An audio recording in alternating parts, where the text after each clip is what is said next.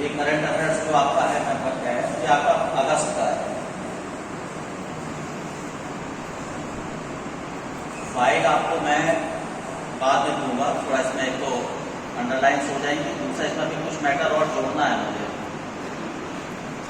अगर अगली क्लास मिलती है तो अगली क्लास के अंदर करा दूंगा, नहीं तो इसी में मैं ऐड करूँगा, करीब 5-7 पेज और ऐड करके थोड़ा सा रह गया है अगस्त और थोड़ा सा सितंबर का 10 सितंबर तक का इसमें ऐड कर दूँगा, 15 तक का, तब आपको फाइल दूंगा 2-4 दिन, मतलब ट्यूजडे या वेडनेसडे को आप कर देगा, है ना। तो सबसे पहले आते हैं अश्वगंधा। तो आयुष मंत्रालय जो है हमारा, आयुष मंत्रालय और ब्रिटेन की एक है London school of hygiene and tropical medicine LSHTM, इन दोनों के सहयोग से अश्वगंधा पर रिसर्च वर्क शुरू किया गया है। अश्वगंधा एक हर्ब है, एक जड़ी बूटी है। ऐसा कहा जा रहा है कि इससे जो है आपका कोविड-19 जो है इसके लिए ये बहुत ही फायदेमंद है। तो सबसे पहला एक तो प्रश्न यही आ रहा है कि इसको रिसर्च कौन कर रहा है, तो आपका मिनिस्ट्री ऑफ आयुष और London school of hygiene and tropical medicine, ये लोग इस पर रिसर्च वर्क कर रहे हैं। अश्वगंधा पर कर रहे हैं, किस पर कर रहे हैं, अश्वगंधा पर कर रहे हैं। अश्वगंधा का अगर हम बॉटनिकल नेम की बात करें तो बॉटनिकल नेम इसका है आपका विथानिया सोमेनफेरा। बहुत अच्छा क्वेश्चन है, बहुत अच्छा क्वेश्चन। इसको इंडियन विंटर चेरी कहते हैं, इंडियन विंटर चेरी कहते हैं। ये प्रश्न आपके लिए बहुत आपका इंपॉर्टेंट क्वेश्चन है। इंडियन विंटर चेरी कहा जाता है अश्वगंधा को।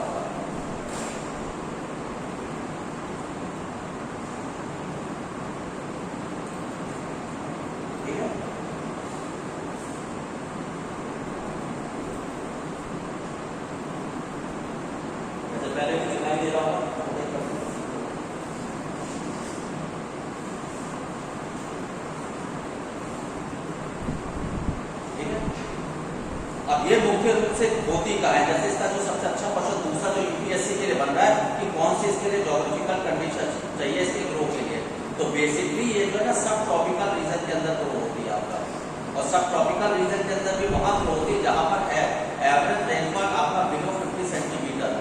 तो इस तरीके से आप देखेंगे राजस्थान, पंजाब, हरियाणा, उत्तर प्रदेश, गुजरात, महाराष्ट्र, मध्य प्रदेश, बेसिकली ये इसका मेन रीजन है।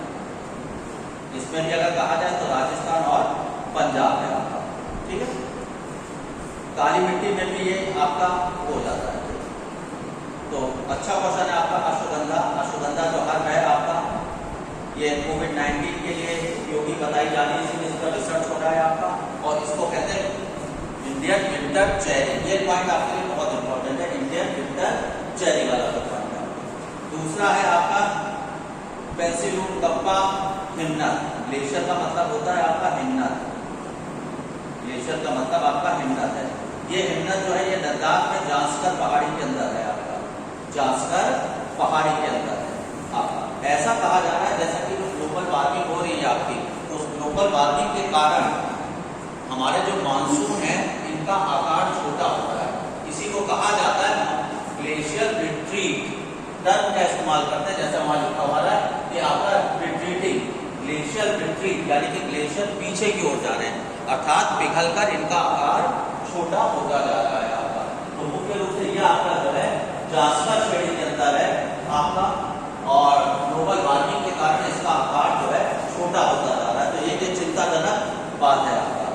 जांस्कर श्रेणी जो है ऐसा कहा जाता है कि ये 33 हिमालय के ऊपर बनी हुई है।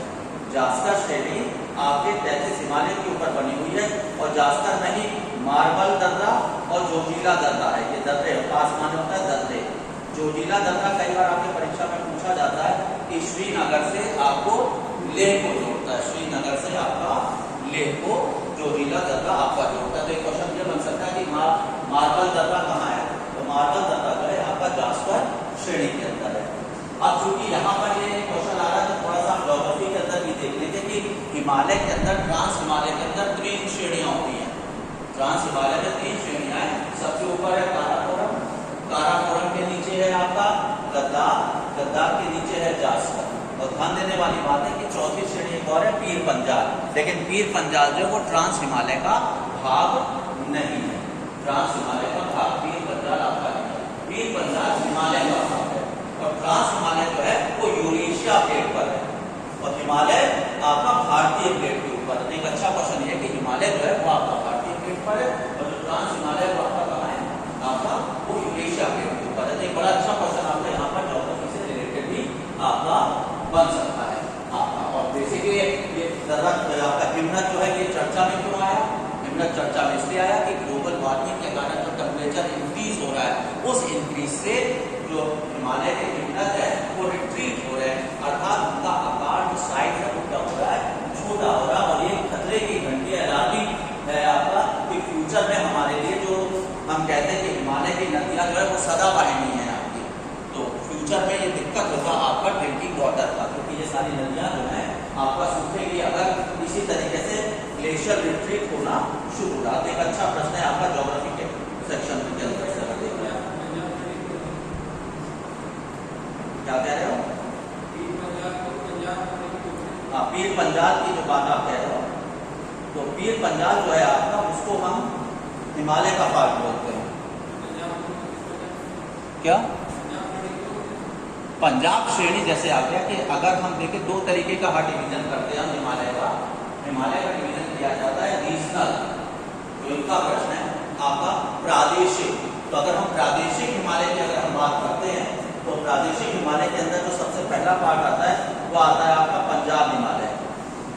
ये आपका कहाँ है, जम्मू कश्मीर में और प्लस आपके हिमाचल जहाँ से शुरू होता है आपका।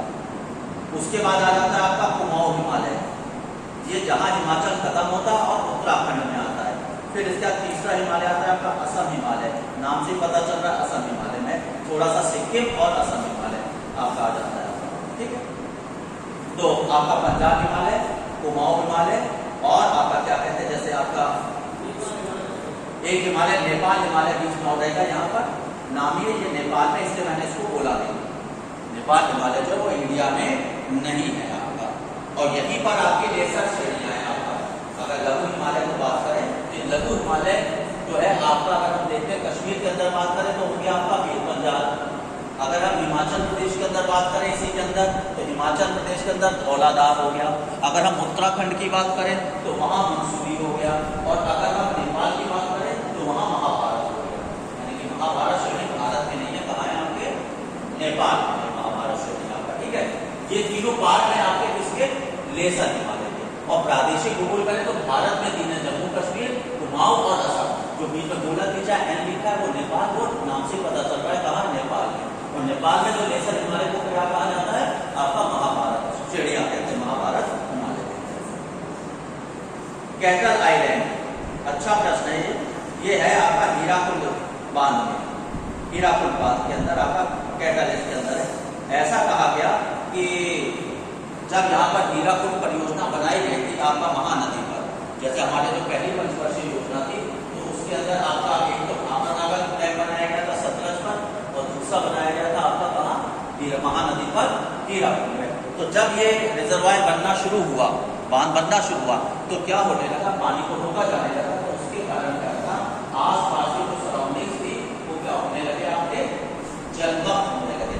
उसी में एक टीले की तरह जगह रह गई आपका, जिसको आजकल हम लोग कैटल हिल्स कहते हैं, कैटल हिल्स कहते हैं। और धीरे धीरे यहाँ से जितने लोग हैं वो माइग्रेट होकर अपने आसपास के सराउंडिंग में बस गए। जैसे बहुत बड़ा आंदोलन जब नर्मदा परियोजना में चलता था, आप अगर देखें तो सरदार सरोवर डैम बन रहा था तो उस समय ये बहुत बड़ा इशू चला था कि वहां पर भी सारा एरिया, आसपास का एरिया क्या हुआ था, जलमग्न हुआ था। तो वहां से आपके लोगों को हटाकर दूसरी जगह शिफ्ट किया गया था। तो एक पहाड़ी जो थी उस पहाड़ी का टॉप पार्ट जो है वो आज भी बचा हुआ है, तो उसको हम लोग कैटल आइलैंड के रूप में कहते हैं। यानी कि वहां का जो रिजर्वायर है उसके बीच में छोटी सी एक पहाड़ी का अवशेष दिखता है, बाकी पहाड़ी जलमग्न हो गए तो उसको क्या कहा जाता है, कैटल आइलैंड कहते हैं। जैसे डॉल्फिन नोज है, एक बड़ा अच्छा क्वेश्चन पूछ लिया जाता है आपका डॉल्फिन नोज। डॉल्फिन नोज जो है ना ये आपका विशाखापट्टनम में है, कहाँ है, बंगाल की खाड़ी में विशाखापट्टनम है। वो भी एक सबमर्ज्ड है, एक पहाड़ी जो है वो डूबी हुई है, उसका कुछ पार्ट जो है वो आपके सागर के बंगाल की खाड़ी में ऊपर की ओर उठा हुआ है, तो उसको कहा जाता है डॉल्फिन नोज। क्योंकि डॉल्फिन की नोज कुछ इस तरीके से होती है तो बाकी पानी में सब डूबा हुआ है। तो जैसे वो डॉल्फिन नोज है आपका, और ये डॉल्फिन नोज के कारण ही विशाखापट्टनम जो है बंदरगाह था, विशाखापट्टनम बंदरगाह को हम one of the safest port of the India कहते हैं। वो सुनामी वगैरह ज्वार, ये जो लहरें वगैरह आती हैं, उससे वो क्या कहते हैं, आपके जो शिप्स है उनको प्रोटेक्ट कर देते हैं, क्योंकि यहाँ से पीछे आके शिप यहाँ खड़े हो जाता है, तो जो भी आता है वो इसी से आपका टकराता है। ठीक उसी तरीके से आपका कैटल आइलैंड है, तो कैटल आइलैंड कहाँ हो गया आपका, ओडिशा में हो गया। कहाँ है ये, हीराकुंड जो आपका रिजर्वायर है, हीराकुंड रिजर्वायर के अंदर है आपका हीराकुंड। अच्छा प्रश्न ये भी आपका कैटल आइलैंड हो जाएगा। सबमर्ज खेल है एक तरीके से आपका। और जब हीराकुंड बांध बना था उस समय ये जलमग्न हो गए, और यहाँ पे जो लोग रहते थे, निवास करते थे, वो नियर बाई अदर एरियाज के अंदर शिफ्ट हो गए थे।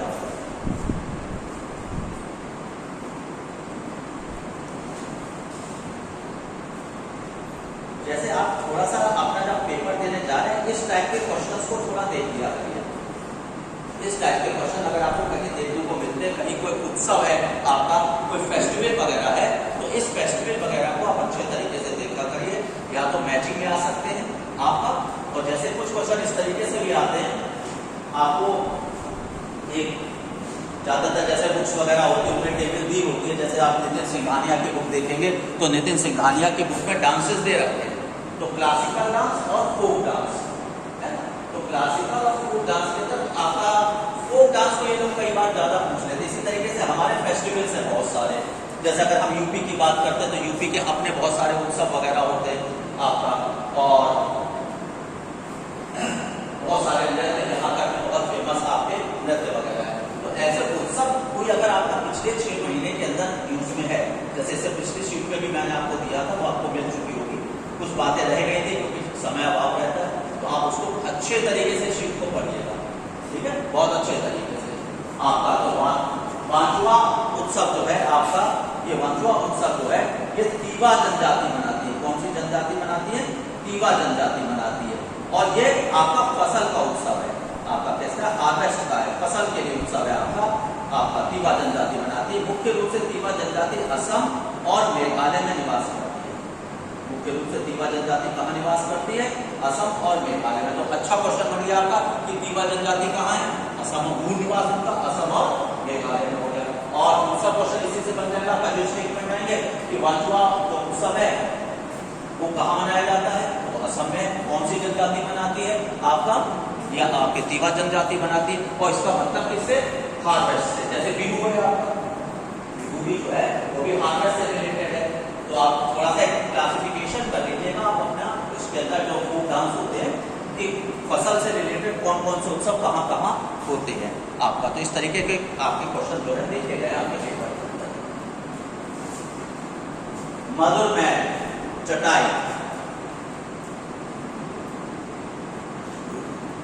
ये इससे चर्चा में आया कि वहां की, ये आपका पश्चिम बंगाल का है, ये कला जो है चटाई बनाने की आपकी कहाँ की, मधुर चटाई, ये कला कहाँ की, आपके पश्चिम बंगाल की है आपका जो है। और नेचुरल फाइबर से बनाई जाती है, प्राकृतिक है ये आपका, कोई आपका प्लास्टिक वगैरह जैसे यूज होते हैं, आपका केमिकल से रिलेटेड कोई मैटर नहीं है, प्राकृतिक होती है चटाई, आपका पश्चिम बंगाल में बनाई जाती है।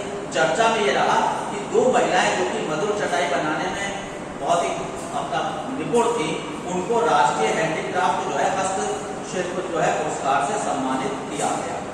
इसलिए आपका मधुर चटाई जो है ये आपके चर्चा के अंदर आपकी आ गई। इसको हम मधुर काठी भी के नाम से भी जानते हैं, मधुर काठी के नाम से जानते हैं। 2018 में इसको ज्योग्राफिकल इंडिकेशन भी आपका दे दिया गया आपका।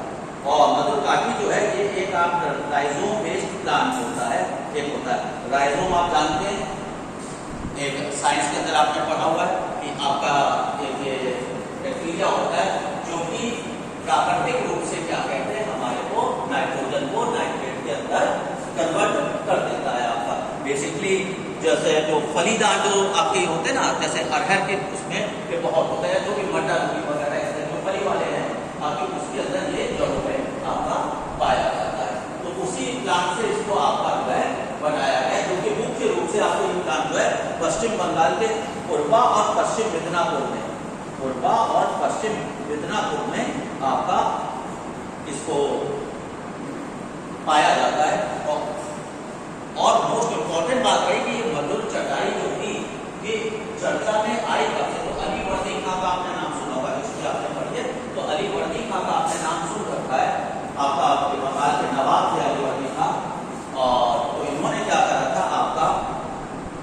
इसको जो था क्या कहते हैं अपने यहाँ इस्तेमाल किया था दरबार के अंदर, इसको बिछाने में इसका जो था प्रयोग किया था। तब से ये कला जो थी बहुत यूनिक होगी। जैसे क्वेश्चन आ सकता है कि मधु चटाई को जो है इसको किसने प्रमोट किया, तो जैसे बंगाल के नवाब जो थे अली वर्दी खान थे।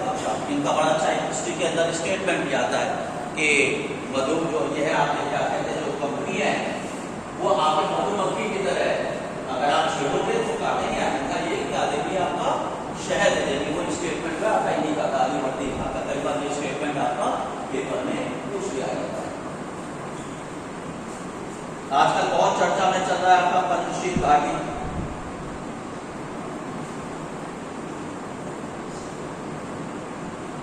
अभी भी आपने देखा बहुत जबरदस्त लड़ाई चल रही पंचशील घाटी के अंदर। तो ये जो पंचशील इसका नाम दिया गया है तो ये 5 भाइयों के नाम पर दिया गया है। ये आपके 5 भाइयों के नाम पर दिया था जिन्होंने बहुत ही वीरता से लड़कर इस पंचशील घाटी को आपका प्रोटेक्ट किया था। तब से इसका नाम पंचशील या 5 शेर नाम रखा गया है आपका, 5 शेर रखा गया। यहाँ पर मुख्य रूप से ताजिक जो है आपका एथनिक ग्रुप, ताजिक लोगों का ये होमलैंड कहा जाता है। तो पंचशील घाटी है ये आपका ताजिक लोगों का कहा जाता है। तो ये बहुत इंपॉर्टेंट है आपका। और ये कहाँ है, हिंदुकुश पर्वत श्रेणी के अंदर है, हिंदुकुश पर्वत श्रेणी में। और ये जो है पंचशील नदी यहाँ से बहकर आपका जाती है। तो यहाँ पे सबसे इंपॉर्टेंट बात है आपकी ताजिक। जैसे चूंकि इस समय पंचशील में लड़ाई चल रही है तो आ सकता है कि कौन सा एथनिक ग्रुप, जो अफगानिस्तान है वो बहुत सारे एथनिक ग्रुप के लिए जाना जाता है, बहुत सारे वहां पे ग्रुप्स हैं और उनमें आपस में बहुत संघर्ष आज से नहीं चल रहा है, शुरू से चल रहा है आपका। और उनमें कभी आपस में एकता होती ही नहीं है आपका। तो पंचशील में जो एथनिक ग्रुप निवास करता है वो ताजिक करता है। पंचशील वैली है वो किस रेंज में आती है, हिंदू कुछ दे सकते हैं आपको, सुलेमान ऐसे करके आपको कई रेंज दे देंगे। तो आंसर क्या है इसका आपका, हिंदू कुश रेंज के अंदर है आपकी ये वैली। और इसका नाम पड़ा है आपका 5 भाइयों के नाम पर पड़ा है जिन्होंने क्या कहते हैं आपका जो बाढ़ से लोगों को बचाने के लिए क्या कहते हैं यहाँ पर बकायदा उन लोगों को प्रोटेक्ट किया था। तब से ये आगे पहाड़ों को काटते वगैरह, जैसे अपने आप मांझी का केस हुआ है ना, उसने पहाड़ को काट के रास्ता बना दिया था। तो ऐसे ही इन लोगों ने अपने निवासियों को बाढ़ से बचाया था। तब से ये 5 शेरों की घाटी के नाम से जाने लगा। इसीलिए आजकल कहा जाता है पंचशील के शेर। तो पंचशील के शेर जो नाम पड़ा है, अच्छा क्वेश्चन बन सकता है कि क्यों पड़ा पंचशील वैली का नाम पंचशील। तो पंचशील वैली का नाम 5 भाइयों के नाम पर पड़ा है।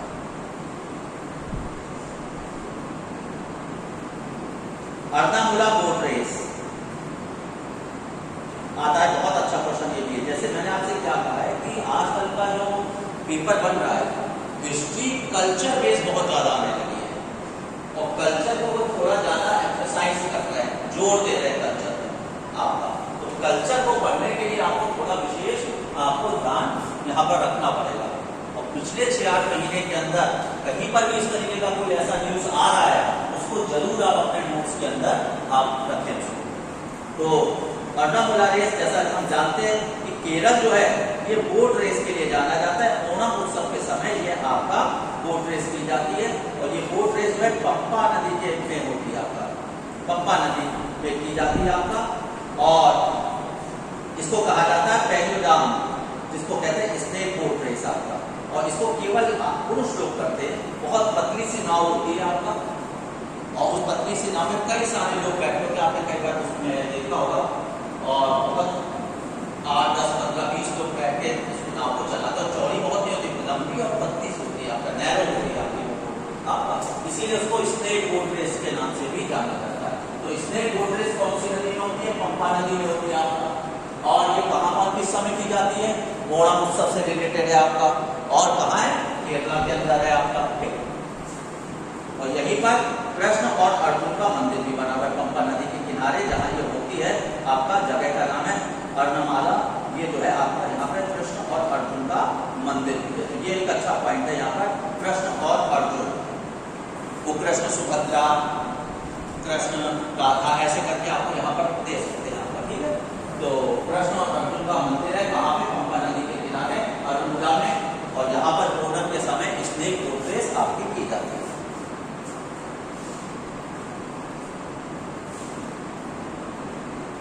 अब इसके बाद आया किलाउए ज्वालामुखी। ये एक सक्रिय ज्वालामुखी है। ये कैसा ज्वालामुखी है? सक्रिय है आपका। ये कैसा ज्वालामुखी है? शीर्ष ज्वालामुखी है। ये कहां पर है? हवाई में है। तो ये तीन स्टेटमेंट इसके यही हो गया, सक्रिय, शीर्ष है और आपका हवाई जो द्वीप समूह है वहां पर ये आपका है।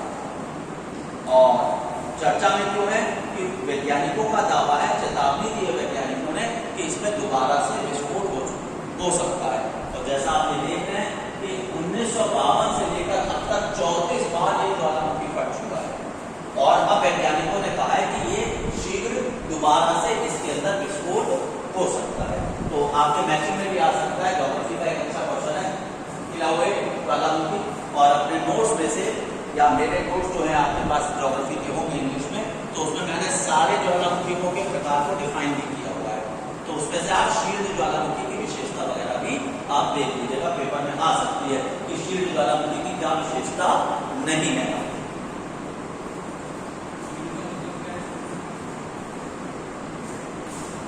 अब आ गया Be Internet Awesome. Be Internet Awesome आपका, ये गूगल ने एक प्रोग्राम को लॉन्च किया है। किसने शुरू किया है? गूगल ने। किसके लिए है प्रोग्राम? भारत के बच्चों के लिए है। भारत के बच्चों के लिए।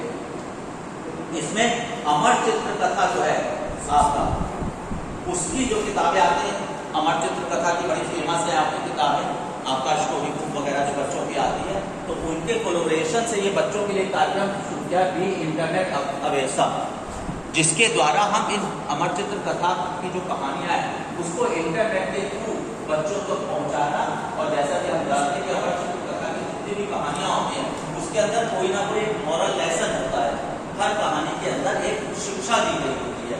तो जो इंटरनेट है, जिसका कि हम मानते हैं कि दुरुपयोग होता है, इस कार्यक्रम के थ्रू हम उस इंटरनेट के थ्रू बच्चों में अच्छी शिक्षाओं को, जो नैतिक उद्देश्य होते हैं आपके, जैसे पंचतंत्र वगैरह की कहानियां वगैरह हैं, या हमारे जितने भगवान है राम कृष्ण वगैरह, इन सब के जो मॉरल टीचिंग्स है उससे पर बेस्ड होती है आपकी अमर चित्र कथा, या आपका विक्रम बेताल वगैरह इस तरीके से। तो इससे बच्चों के अंदर एक अच्छी एजुकेशन, जिससे कि वो इंटरनेट से अवेयर भी हो और उनके लिए वो इंटरनेट अच्छा हो, जिससे उनके मॉरल वैल्यूज जो है उनके अंदर डेवलप हो। तो उसके लिए भी इंटरनेट अवेयर प्रोग्राम शुरू किया है। बहुत अच्छा क्वेश्चन है आपका, मोस्ट इंपॉर्टेंट। मेरे हिसाब से 99% ये क्वेश्चन आपका पेपर में आएगा। यूपीएससी 99% ये क्वेश्चन आएगा। तो आपका जो एनवायरमेंट का कोर्स है, उस एनवायरमेंट के कोर्स में आप इस चैप्टर को अच्छे तरीके से पढ़ लीजिएगा। रामसर पढ़ा होगा आपने एनवायरमेंट के अंदर। रामसर जो है ये किससे रिलेटेड है? आपका वेटलैंड से, आर्द्र भूमि से संबंधित है। रामसर है कहाँ? ईरान में है। रामसर कहाँ है आपका? ईरान के अंदर है। तो ये आर्द्र भूमि के संरक्षण के लिए करा जाता है। तो इसके अंदर अभी ये चर्चा में क्वेश्चन इसलिए आया है कि भारत के 4 क्षेत्र जो हैं इसमें और शामिल कर लिए गए हैं, रामसर क्षेत्र के अंदर शामिल कर लिए गए हैं। और इस तरीके से अब इनकी संख्या भारत में हो गई है 46, 4 को और शामिल कर लिया गया रामसर के अंदर। ठीक है, तो थोड़ा सा आप रामसर को अच्छे तरीके से इसको पढ़ लीजिएगा, रामसर कन्वेंशन को थोड़ा अच्छे तरीके से। अब इसमें कौन कौन से शामिल किए गए इनके नाम आपको आने चाहिए, जैसे पेपर में आ सकता है कौन सा नहीं शामिल किया गया है आपका। तो जो शामिल किए गए हैं आपके वो है सुल्तानपुर नेशनल पार्क हरियाणा में है आपका। इसके बाद है विंदावास वन्यजीव अभयारण्य हरियाणा में है आपका।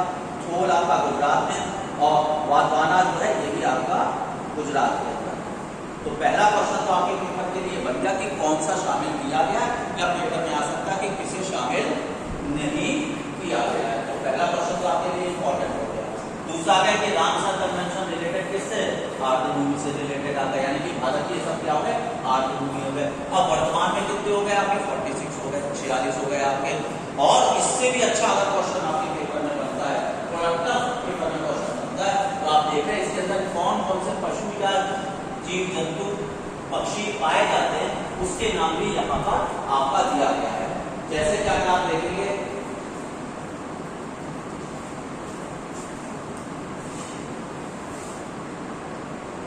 ये वाला जो है आपका वधवाना, ये पक्षियों के लिए बहुत जाना जाता है, पक्षियों के लिए बहुत फेमस है आपका, पक्षियों के लिए आपका बहुत फेमस है आपका, ठीक है। और ये हरियाणा का लार्जेस्ट है आपका। तो इस तरीके से यहाँ पे आप चिड़ियों वगैरह के जैसे नाम दिए, इनको भी आप अच्छे तरीके से देख लीजिए। हवाना सिंड्रोम, हवाना सिंड्रोम आजकल इस तरीके से कुछ नई नई बीमारियां आ रही है, तो उसको आप थोड़ा सा देखते चलिए। जैसे पिछली बार में ब्लू नाइट सिंड्रोम था आपका, तो इस बार में जैसे आपने देखा हवाना सिंड्रोम, तो इस तरीके से जो कुछ भी नया आया पिछले 4 महीने में, इसको आप देखते हैं। ये जो है आपका सिंड्रोम, ये इसका रिलेशन है न्यूरोलॉजिकल इलनेस से, न्यूरोलॉजिकल यानी कि तंत्रिका से संबंधित है आपका, तंत्रिका से इसका संबंध है आपका। इसका बारे में जो बताया गया है आपका, इसके जो सिम्टम्स हैं ये आपके दे रखे। इस टाइप के जितने भी क्वेश्चन आते हैं आपके, जितने भी क्वेश्चन आ रहे हैं, उसमें आपको जो देखना है तो सिम्टम्स को देखना है। जैसे नौसिया है, भयंकर सर दर्द होगा आपका, डिजीनेस रहेगी आपका, हियरिंग लॉस भी हो सकता है आपका। तो एक तो आपको इसको देखना है, सिम्टम है। दूसरा देखना है कि आपका हवाना क्या है, कहाँ है, क्यूबा, यानी कि हवाना किसकी, क्यूबा की राजधानी है। तो हवाना सिंड्रोम जो है वो कहाँ से आया है, कंट्री का अगर हम नाम करें तो कंट्री हो गई आपकी क्यूबा। क्यूबा कहाँ है आपका, कैरेबियन सी में है। क्यूबा कहाँ पे आपके, कैरेबियन सागर में है आपका। तो क्यूबा है आपका, अगर नक्शा आप देखेंगे तो अमेरिका और सेंट्रल अमेरिका जो साउथ अमेरिका और नॉर्थ अमेरिका के बीच में है आपका क्यूबा जो है आपका। तो आपका यहां से इसका जो है आपका स्टार्ट हुआ था, आपका सबसे ज्यादा जो था आपका, ठीक है।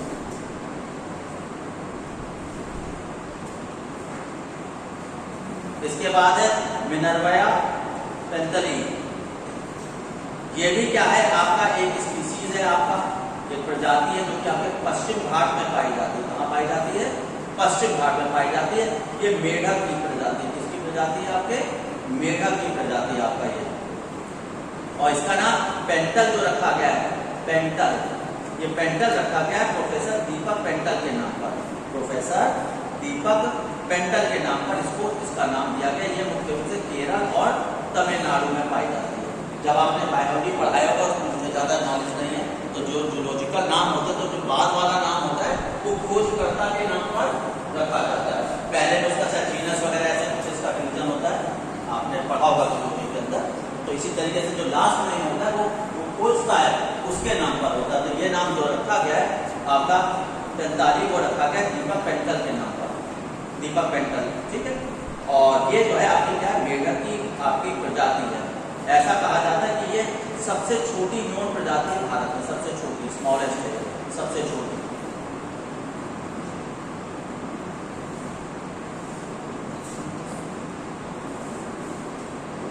इसी तरीके से एक और है अन्नामलाई फ्लाइंग फ्रॉग।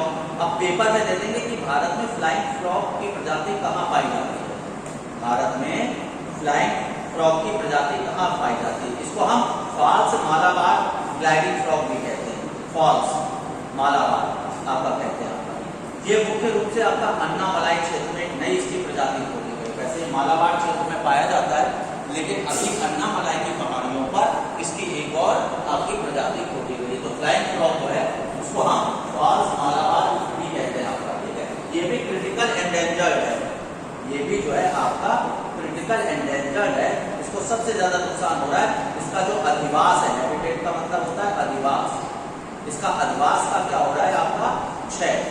अधिवास नष्ट होने के कारण अन्नामलाई फ्लाइंग फ्रॉग जो है या फॉल्स मालाबार जो फ्रॉग है, ये प्रजाति धीरे धीरे विलुप्त होती जा रही है। तो ये क्रिटिकली एंडेंजर्ड श्रेणी के अंदर आ रही है आपका। एक क्वेश्चन बहुत अच्छा आपके पेपर में पूछा जाता है, तो इसका एक चार्ट होता है आपका, 2 चार्ट आप अच्छे तरीके से याद कर लीजिएगा। एक तो IUCN की जो लिस्ट है, तो IUCN की लिस्ट के अंदर जो है, जिसको हम रेड बुक के नाम से जानते हैं, तो उसके क्या क्या है, जैसे क्रिटिकली एंडेंजर्ड, वल्नरेबल, है ना। इस तरीके से पूरा उसका टेबल जरूर याद कर लीजिए। आपका नहीं हो तो आप गूगल पे सर्च करके इस टेबल को निकाल सकते हो। हाँ, और एक और किसका करना है आपको, एयर पॉल्यूशन का। कलर उसमें खास तौर से कलर का, तो आप गूगल पे सर्च कर लीजिएगा तो पूरा उसके अंदर आ जाएगा आपका। तो ये दोनों ही क्वेश्चन आपके लिए बड़े इंपॉर्टेंट है। जैसे आजकल एक बार जो फोकस बहुत किया जा रहा है यूपीएससी के अंदर, जैसे मैंने आपसे कहा कल्चर, और सेकेंड नंबर अगर मैं ज्योग्राफी की बात करूँ तो ज्योग्राफी के अंदर वो फिजिकल या इंडियन ज्योग्राफी की बजाय एनवायरमेंट ज्योग्राफी जो है, एनवायरमेंट ज्योग्राफी को वो ज्यादा फोकस कर रहे हैं। कहने का मतलब है अगर हमारा एनवायरमेंट ज्योग्राफी, पॉलिटिकल सिस्टम और कल्चर अच्छा है, हम साइंस को एक बार छोड़ सकते हैं साइंस को, पर अगर ये तीन चीज हमारी अच्छी है तो आपको प्रीलिम्स में कोई रोकने वाला नहीं। आप 100% आपका प्रीलिम्स जो है वो आपका क्वालिफाई हो जाएगा। आपका कल्चर, आपका एनवायरमेंट और आपका क्या कहते हैं पॉलिटिकल सिस्टम, जितनी गवर्नमेंट ने पिछले, एक तो कॉन्स्टिट्यूशन तो है ही है आपका, और उससे साथ जुड़े हुए आपके पीछे के जितनी योजना है गवर्नमेंट की, जैसे कुछ योजना मैंने पिछले नोट्स में भी दी थी, कुछ योजना इस नोट्स के अंदर भी दी हुई है आपका, ठीक है। तो जितनी योजना है, क्योंकि हमारे टॉपिक में गवर्नेंस भी एक है सिलेबस के अंदर, तो जितनी योजना है वो योजना पहली बार कब शुरू की गई थी, परिवर्तन किया गया, तो क्या परिवर्तन किया गया, उसका ऑब्जेक्टिव क्या है योजनाओं का। जैसे आपने अगर पिछला नोट्स देखा होगा करंट अफेयर्स का, तो 4-5 योजना मैंने उसमें दे रखी है और यही टॉपिक उसमें दिए हुए हैं आपका। और कलेक्शन जैसे मैं आपको बार बार बता रहा हूँ, मेरा जो भी स्रोत है वो स्रोत है आपका प्रेस इंफॉर्मेशन ब्यूरो से, हिंदू है आपका, RSTV को आप देखें, है ना। तो अगर आप खुद देख रहे हैं तो आपको बिल्कुल सेम ऐसे ही मिलेगा, क्योंकि सीधे उठाया पेस्ट कर दिया।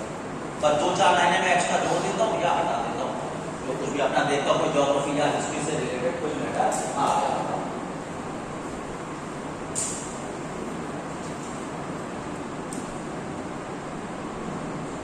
अब जैसे कि आपका ये जो स्पीसीज है मेनली कहाँ पाई जाती है, तो इंदिरा गांधी नेशनल पार्क है आपका, और Parambikulam tiger reserve, Parambikulam tiger reserve, और यहाँ पर ये दोनों प्रजाति पाई जाती है। ऐसे बालसम एक जो है प्रजाति है आपकी पादप की, ये भी क्या है आपका, इसका जो है आपका ये भी केरला के अंदर आपका पाई जाती है, विशेषकर इडुक्की जिले में पाई जाती है आपका, ठीक है, पश्चिम घाट के अंदर पाई जाती है।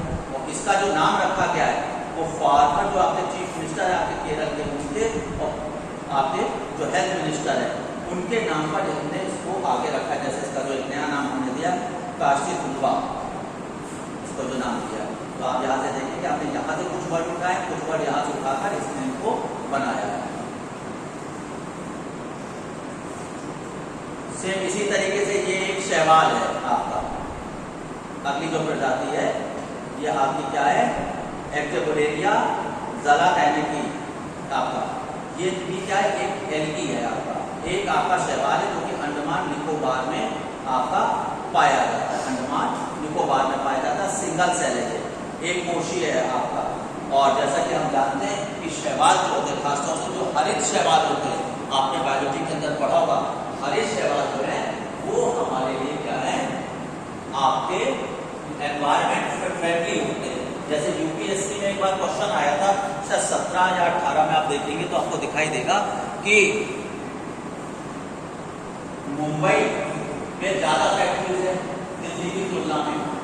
एग्जैक्ट क्वेश्चन मुझे ध्यान है, लेकिन समरी आपको बताते तो यही क्वेश्चन था कि मुंबई में फैक्ट्री ज्यादा है दिल्ली की तुलना में, लेकिन मुंबई में पॉल्यूशन कम है और दिल्ली में पॉल्यूशन ज्यादा है। ये क्वेश्चन आया हुआ है, अच्छा क्वेश्चन है, जो रिपीट भी हो सकता है कि मुंबई में फैक्ट्रीज ज्यादा है तो एयर पॉल्यूशन ज्यादा है इन कंपैरिजन टू दिल्ली, अगर देखा जाए तो। लेकिन अगर जब हम रीडिंग लेते हैं तो दिल्ली में एयर पॉल्यूशन ज्यादा आता है और मुंबई में कम आता है। तो उसका मेन रीजन है कि जो मुंबई है वो समुद्र के किनारे है, और समुद्र में जो आपका ब्लू ग्रीन एल्गी पाई जाती है वो क्या करती है, आपका CO2 वगैरह वो क्या कर लेती है, आपका एब्जॉर्ब कर लेती है आपका। तो ये जो है आपका प्रदूषण को कम करती है आपका। तो बहुत अच्छा क्वेश्चन है, अगर आप पीछे देखेंगे 16 से लेकर 18 के बीच में देखेंगे तो ये वाला क्वेश्चन आपके पेपर में एनवायरमेंट सेक्शन में पूछा गया कि क्यों है ऐसा। तो एल्गी जो है हमारे लिए बहुत ज्यादा फायदेमंद होती है, और एक एल्गी होती है जिसको हम क्या कहते हैं, आपका स्पेस एल्गी कहते हैं आपका, क्योंकि एल्गीज जो है आपका एनवायरमेंट को ठीक रखती है और साथ ही साथ ये आपका प्रोटीन रिच भी बहुत होती है आपका, इसलिए जब आपके जो हम स्पेस में जाते हैं तो वो लोग क्या करते हैं, अपने साथ क्या करते जाते हैं, इसी एलगी को ले जाते हैं। ठीक है, इसका नाम आप देख लीजिएगा अपने नोट्स में, आपका एनवायरमेंट में भी दिया होगा या आपके बायोलॉजी वाले सेक्शन में दिया होगा। कभी कभी इसका नाम आ जाता है क्या है, तो एस्ट्रोनॉट एलगी किसे कहते हैं या स्पेस एलगी किसे कहते हैं, इसका नाम भी थोड़ा सा देख लीजिएगा। शायद ऐना भी एग्जैक्ट मानना तो चल, अच्छा क्वेश्चन है क्योंकि एलगी के ऊपर इस बार न्यूज में आया, तो हो सकता है आपसे ये भी क्वेश्चन बनाकर पूछ ले। मालाबार एक्सरसाइज आज के अखबार में आया है, मालाबार एक्सरसाइज, इसमें 4 नेवीज पार्टिसिपेट करते, यूएसए, जापान, ऑस्ट्रेलिया और इंडिया। यानी कि ये क्वाड डायलॉग जो है आपका इनका ये क्वाड्रिलेटरल सिक्योरिटी डायलॉग, क्वाड की फुल फॉर्म क्या है, क्वाड्रिलेटरल सिक्योरिटी डायलॉग। तो इसमें 4 कंट्रीज है, इंडिया है, यूनाइटेड स्टेट्स है, जापान है और ऑस्ट्रेलिया है। तो ये अब की बार जो ये मालाबार एक्सरसाइज होगी, ये गुआम के पास प्रशांत महासागर में होगी, गुआम के पास प्रशांत महासागर में होगी। तो एक आपको, जैसे पिछली बार भी मैंने 2-3 क्वेश्चन आपको इस तरीके के नोट्स में दिए थे, एक क्वेश्चन आप इस तरीके का भी देख सकते हैं। क्वेश्चन ऐसे भी पूछा जा सकता है, एक तरफ आपको एक्सरसाइज दे दे जो करंट की है, दूसरी सब दे दे कि कौन कौन कंट्री से इन्वॉल्व है इसके अंदर आपका। ठीक है, या इसके साथ एक ही क्वेश्चन में पूछ लेते हैं और एक्सरसाइज को हो कहाँ रही है, वो एक्सरसाइज आपकी हो कहाँ रही है। जैसे ये हो गया आपके गुआम में प्रशांत महासागर के अंदर हो गया आपका। सबसे पहले 1992 में इंडिया और यूएसए में शुरू किया गया था इसको, इंडिया और यूएसए में शुरू किया गया था। फिर उसके बाद इसमें जापान भी आ गया, इंक्लूजन हो गया 2015 में, और अब इसमें ऑस्ट्रेलिया का भी इंक्लूजन कर दिया, ऑस्ट्रेलिया को भी शामिल कर दिया। यानी कि स्टार्टिंग में जो मालाबार एक्सरसाइज थी वो भारत और अमेरिका की नौसेना की थी, बाद में जापान, और वर्तमान में क्वाड कंट्रीज हो गई। क्वाड कंट्रीज में कितनी कंट्रीज हैं, 4 कंट्रीज हैं आपका।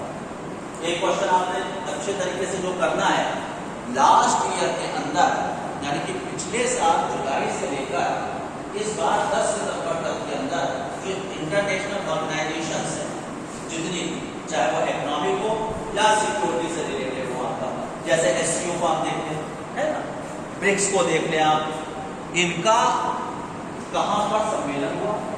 जैसे आपकी बात तो बहुत ज्यादातर कई सम्मेलन हो सकता है, कैसे हुए, इंटरनेट के थ्रू हुए आपका, तो वर्चुअल हुए सारे। तो भी वर्चुअल में कौन उसका लीडर था, क्या उसके अंदर डिसीजन लिए गए, एक क्वेश्चन आपका इससे रिलेटेड पेपर में आ सकता है।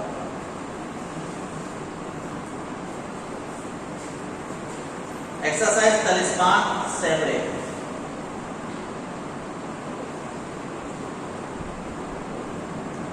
ये भी आपका क्या कहते हैं, ऑस्ट्रेलिया में है आपका। इसके अंदर अभी तक जैसे जो पार्टिसिपेट करते थे आपका ऑस्ट्रेलिया और अमेरिका, ये 2 करते थे इसके अंदर आपका। लेकिन अभी ऑस्ट्रेलिया ने प्रस्ताव दिया है कि जो 2023 में होगी ये एक्सरसाइज, उसके अंदर भारत को भी शामिल किया जाए, भारत को भी इसमें शामिल किया जाए। इससे पहले अभी तक भारत इसमें शामिल नहीं होता है, पर ऑस्ट्रेलिया के कहने पर, क्योंकि अब हम क्वाड के भी मेंबर हैं, तो इस तरीके से मित्रता ज्यादा बढ़ती जा रही है।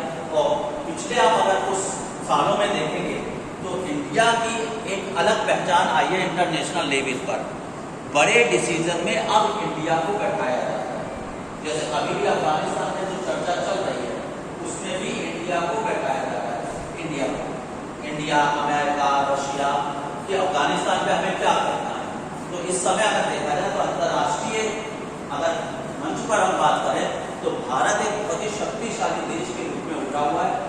जितनी बड़ी बड़ी समस्याएं, उन समस्याओं पर भारत की राय को माना जाता है। और अभी भी ऐसा चल रहा है, क्या सही है, लेकिन बहुत अधिकतर संभावना ये भी बताई जा रही है कि 4 देशों में से किसी एक ने एयर स्ट्राइक की थी तालिबान के ऊपर, जो अभी हुई है 5-7 दिन में पहले।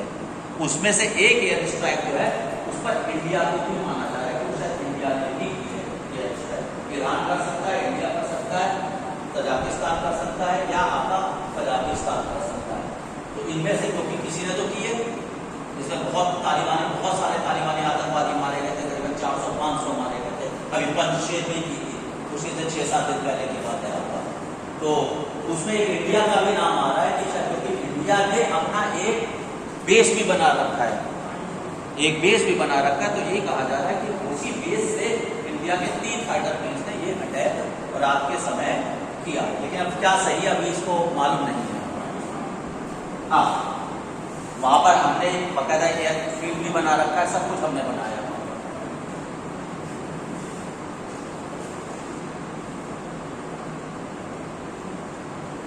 अल मोहित अल हिंदी, ये भारत और सऊदी अरब के बीच की नेवल एक्सरसाइज है जो कि सऊदी में हुई, आपके सऊदी अरब में हुई आपका। और ये पहली बार ऐसा हुआ है कि हमने सऊदी अरब के साथ कोई नेवल एक्सरसाइज की है, पहली बार किया, जिससे बहुत इंपॉर्टेंट है आपका अल मोहित अल हिंदी 2021। तो ये भी एक नेवल एक्सरसाइज है, जैसे मालाबार आपका नेवल एक्सरसाइज है, ऐसे ही आपका ये भी। और ये पहली बार हमने देखा सऊदी अरब के साथ। श्री नारायण गुरु, सऊदी अरब, आपके अरेबियन सी के आसपास का जो एरिया है ना, उस एरिया में पहली बार ऐसा हुआ है आपका। बहुत अच्छा क्वेश्चन है श्री नारायण गुरु, बहुत अच्छे तरीके से इसको करके जाइएगा आपका। क्यों आपका तारीख यहाँ पे साफ आपको दिख रही है 22 अगस्त, तो इनका भी जन्म शताब्दी मनाया गया है श्री नारायण गुरु। आपका हिस्ट्री के अंदर आप पढ़ते हैं इनको, आपका जब आप सामाजिक सुधार आंदोलन को पढ़ते हैं, तो सामाजिक सुधार आंदोलन में जब आप पढ़े, अपना डिवीजन करें अभी आप जाके, तो उस समय श्री नारायण गुरु को देख लीजिएगा। दक्षिण भारत के अंदर अनुसूचित जाति के हितों के लिए इन्होंने संघर्ष करा। जैसे मंदिर प्रवेश की बात करें, उनको अपने राइट टू इक्वालिटी दिलाने की अगर हम सारी बात करें, तो ये सारा जो है इन्होंने कराया था। तो 22 अगस्त को 1856 में इनका जन्म हुआ था केरल में, और ये इजावा जाति के थे। किस जाति के थे?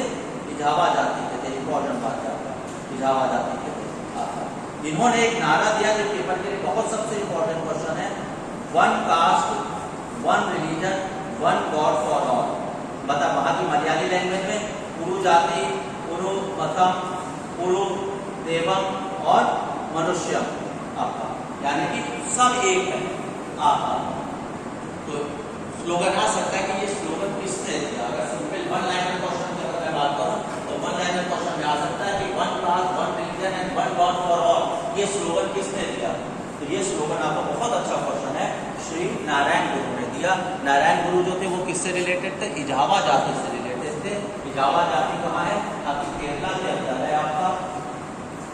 और इन्होंने कुछ वर्क भी किया, जैसे इनका सबसे पहला काम था श्री नारायण धर्म परिपालन योगम, SNDP, इसको इन्होंने एस्टेब्लिश किया। इनके जो विचार थे वो अद्वैतवाद से प्रभावित थे। अद्वैतवाद किसका था? आपका शंकराचार्य का था। अद्वैतवाद किसका था? आपका शंकराचार्य का था। तो इनकी जो भी विचारधारा है वो भी अद्वैतवाद से प्रभावित है। एक बहुत अच्छा क्वेश्चन आपका जो है स्टेटमेंट वाला, आपका MCQ का UPSC के लिए बन सकता है। स्टेटमेंट के साथ आपका स्टेटमेंट भी जिसमें दिया हो, तो जैसे अच्छे अच्छे स्टेटमेंट्स क्या हो गए कि जो श्री नारायण गुरु हैं, इनका जो फिलॉसफी है वो किस पर बेस्ड है? आपका अद्वैतवाद दर्शन पर, जो किसके द्वारा दिया गया था? शंकर के द्वारा दिया गया था, शंकराचार्य के द्वारा दिया गया था। 1 caste 1 religion 1 God for all, ये स्लोगन भी इन्होंने ही दिया। तो ऐसे 2-3 आपको लाइन देके पूछ सकते, 1 2 सही है, 2 3 सही है, 1 2 3 सही है, ऐसा करके कैसा भी क्वेश्चन, बहुत अच्छा क्वेश्चन है, प्रोबेबिलिटी काफी हाई है इस क्वेश्चन के आने की आपकी। ये इनके कुछ किताबों के नाम है, इनको आप याद कर लीजिए। इसके बाद रविंद्रनाथ टैगोर, फिर से बहुत अच्छा क्वेश्चन है आपका। तारीख से आप समझते हैं 7 अगस्त, 7 अगस्त, यानी कि हाल में ही हमने इनका जन्म शताब्दी मनाई है। रविंद्रनाथ टैगोर जो है बहुत ही फेमस पेंटर रहे, आपके बहुत फेमस पेंटर रहे हमारे भारत के। और आप जो भारत माता की मूर्ति देखते हैं, जैसा कि अगर आप आगरा के अंदर बात करें, तो जहाँ ये दीवानी अपना कोट है, उसका जो आपका चौराहा है, उसमें भारत माता की मूर्ति देखते हैं। तो भारत माता की जो मूर्ति, जो तस्वीर जो बनाई है, जिसको आज हम हर जगह देखते हैं, वो किसने बनाई है? रविंद्रनाथ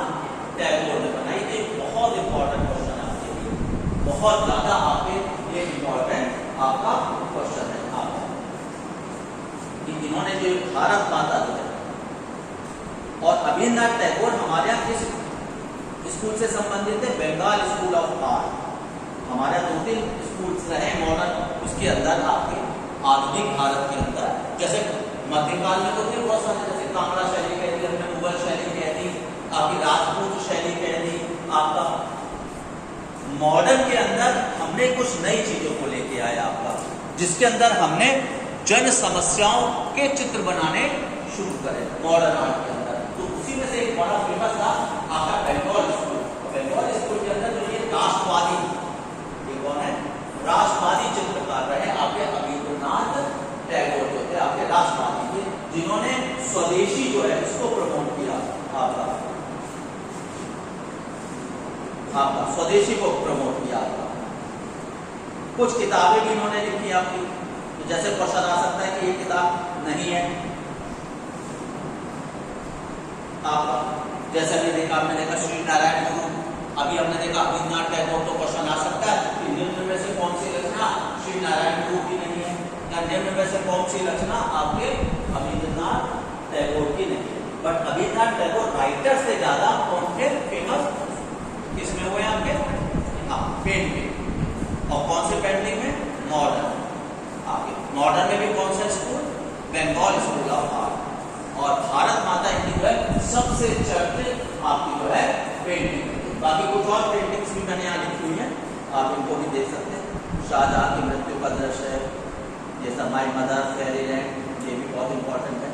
जर्नी एंड, ये बहुत आता है पेपर में, यूपीएससी में पूछा जा चुका है कि जर्नी एंड जो पेंटिंग है वो किसकी है? तो ये रविन्द्रनाथ टैगोर। फिर अभी आ गया महाराजा रणजीत सिंह। ये चर्चा में क्यों रहा कि अभी लाहौर में इनकी एक आपकी ब्रोंज कांसे की एक प्रतिमा थी, घोड़े के ऊपर बैठे हुए, घोड़े के ऊपर बैठे हुए इनकी कांसे एक प्रतिमा थी, जिसको कि पाकिस्तान के प्रशासन ने तो हटा दिया है। तो इसलिए आपके लिए पेपर में क्वेश्चन आपका आ गया है आपका, क्योंकि रणजीत सिंह जो थे इन्होंने लाहौर के किले पर कब्जा कर लिया था और लाहौर को अपनी राजधानी बनाया था। रणजीत सिंह की जो राजधानी थी वो आपकी क्या थी? लाहौर थी आपका, ठीक है। और अब क्योंकि यहाँ पे महाराजा रणजीत सिंह का नाम आ गया, अब आपने क्या करना है? आपने अपना हिस्ट्री का नोट्स ले लेना है और हिस्ट्री के नोट्स के अंदर आपको महाराणा रणजीत सिंह को देख लेना है। जैसे महाराणा रणजीत सिंह सुपर चाकिया में संधि 1809 में अमृतसर की संधि हुई, रणजीत सिंह और मेहताब के बीच में हुई आपका, रणजीत सिंह और मेहताब के बीच में हुई। ऐसे रणजीत सिंह ने क्या करा था? इन्होंने भी आपके जो यूरोपियंस थे, खासतौर से जो फ्रेंच थे, फ्रेंच आर्मी, जैसे बंधुरा बहुत फेमस था, जैसे बंधुरा को रखा था अपने आप सोल्जर्स को ट्रेन करने के लिए। कहने का मतलब आपने घर जाकर रणजीत सिंह का जो पार्ट है, उस रणजीत सिंह के पार्ट का जो हिस्ट्री है, उस हिस्ट्री को अच्छे तरीके से आपको देख लेना। हो सकता है इसी इफेक्ट के साथ आपको वो कुछ क्वेश्चंस जो है वो आपको दे सकते हैं। और यही थे कि जिन्होंने हरमंदिर साहिब के ऊपर आपका सोने का पत्र चढ़वाया, तब से उसको हम क्या कहने लगे? गोल्डन टेम्पल कहने लगे। तो एक क्वेश्चन आपका ये भी बहुत अच्छा कि जो हरमंदिर साहिब है, जिसको हम लोग स्वर्ण मंदिर कहते हैं, तो उसको गोल्डन का किसने बनवाया? तो गोल्डन का किसने बनवाया? आपके महाराजा रणजीत सिंह ने आपका उसको बनवाया। और खासतौर से यहाँ ध्यान रखना है, इनके जो फाइनेंस मिनिस्टर थे था वो इन्होंने मुस्लिम्स को भी अपनी मिनिस्ट्री में रखा था, मुस्लिम को भी मिनिस्ट्री में रखा था। और इनकी कैपिटल लाहौर थी, अमृतसर नहीं थी। ये क्वेश्चन आने की, जैसे मैंने आपसे कहा कि कुछ क्वेश्चन की प्रोबेबिलिटी में ज्यादा कहता हूं, ऐसे ये भी एक ज्यादा प्रोबेबिलिटी वाला क्वेश्चन है हरि सिंह नलवा।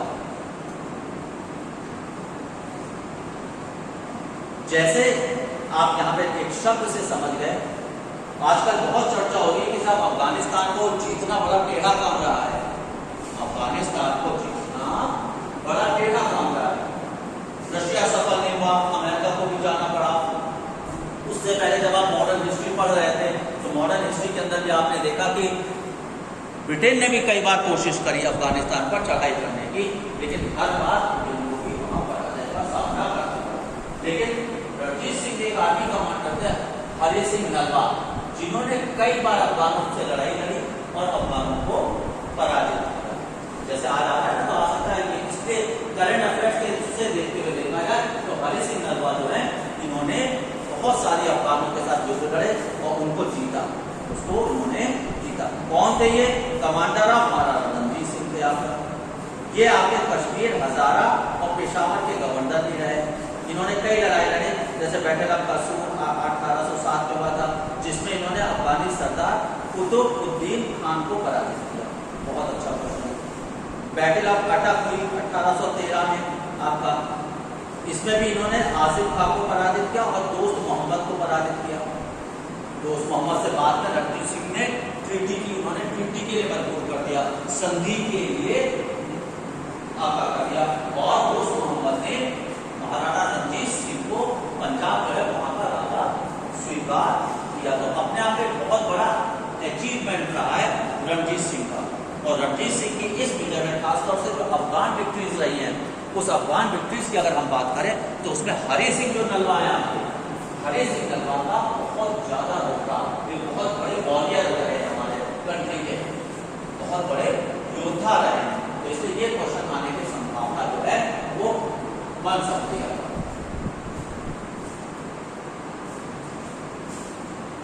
और हमारे यहाँ कुछ लोगों ने शेरों को मारा है, तो ये जब इन्होंने एक शेर को मारा तब इनको हरि सिंह को टाइटल दिया गया नलवा, शेर को मारने वाला। जैसे शेर ए अफगान टाइटल किसे दिया गया? शेर ए अफगान टाइटल किसे दिया गया बताइए? हमारे हिस्ट्री के अंदर शेर ए अफगान टाइटल बहुत फेमस रहा है, किसको दिया गया था? वो किसने दिया था? अली कुली बेग को जहांगीर ने दिया था। अली कुली कौन था? आपका जो बेहरुनिसा था, उसके हस्बैंड थे। बाद में जहांगीर ने उनको क्या था? मरवा दिया था आपका। तो ऐसे ही नलवा टाइटल जो, जैसे ऐसे एक और शेर का, शेर शाह, बाकी असली नाम तो उसका क्या था? फरीद खान। असली नाम क्या था? फरीद खान। लेकिन फरीद खान को शेरशाह टाइटल किसने दिया? ये तीन टाइटल है जिसको शेर के मारने पर दिए गए। शेर को मारने पर शेरशाह दिया गया, शेर को मारने पर आपको क्या दिया गया? आपको शेर अफगान टाइटल दिया गया आपका, और शेर को मारने पर आपको नलवा टाइटल दिया गया। तो नलवा टाइटल दिया गया हरि सिंह को, आपको शेर अफगान दिया गया, अली कुली बेग को दिया गया, और फरीद खान को शेरशाह टाइटल दिया था आपको बहार खान लोहानी ने, मतलब मारने वाला शेर को वहां की लैंग्वेज के अंदर। हाँ, बाघ जो होता है ना, तो शेर को, जैसे मैंने कहा नाम, जैसे यार टाइगर आ गया, टाइगर को बाघ कहते हैं हम अपना, ठीक है? मतलब वही आ गया कि शेर, बाघ, कुछ भी हो, तीन लोगों को दिया गया। तो बहार खान लोहानी ने दिया था टाइटल आपका शेरशाह सूरी को, फरीद खान वैसे उसका नाम।